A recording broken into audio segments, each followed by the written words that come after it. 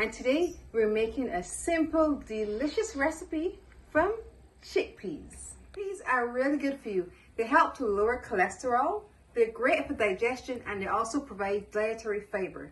Today we're going to be doing something called chickpea curry. Now if you love chickpeas as much as I do, you should check out some of my other chickpea videos.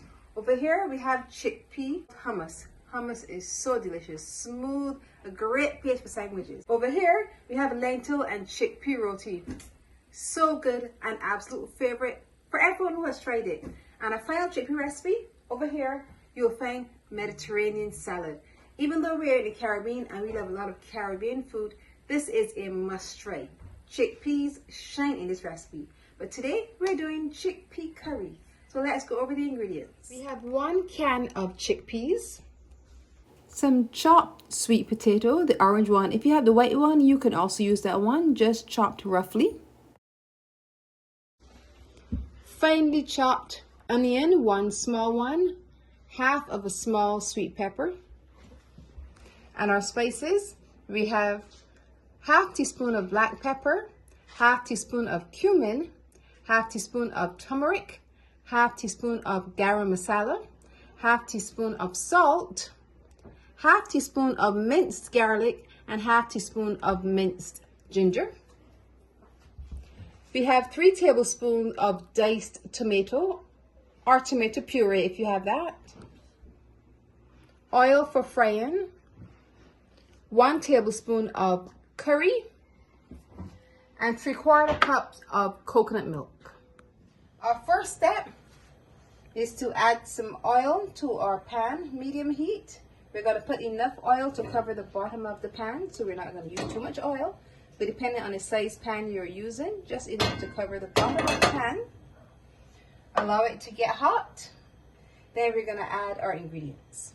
Now we're going to add our onion and sweet pepper. Yep, it is nice and hot, so we're going to add the ingredients, allow them to saute for about 2-3 minutes. Looks great, smells amazing. We're going to add all the other ingredients. We're going to add the black pepper, cumin, turmeric, salt, ginger, garlic. Add them all together. We're going to add our tomato puree because we don't want it sticking to the bottom of the pan. If you have a non-stick pan, that is always preferred to use. Oh, it smells so good. And we're going to add the curry and allow everything to saute together for about a minute. Then we'll add our chickpeas. Now we're going to add the star of our dish, the chickpeas. And we'll add the coconut milk and allow them to cook together for about 20 minutes.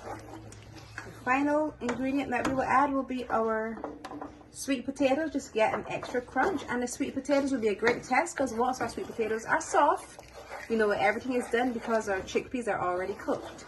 So once our sweet potatoes are soft, we're good to go. We'll allow it to cook together, and then if we need to, we'll reseason, but we'll check it back in about 20 minutes.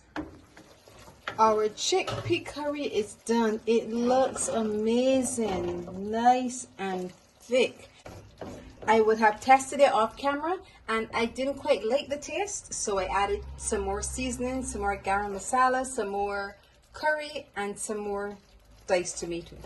And now it's perfect.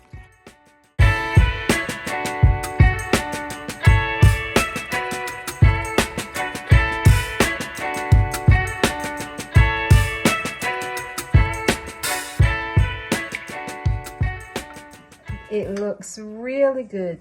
Now, curry chickpea is great next to a serving of rice or potatoes or some kind of starch. It is a great meat replacement. Now it's time to taste.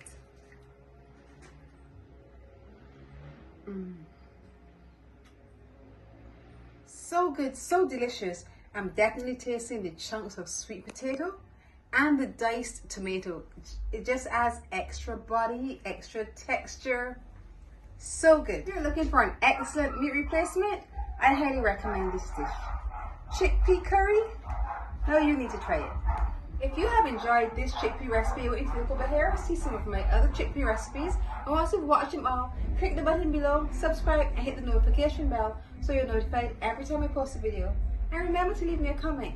I love hearing from you.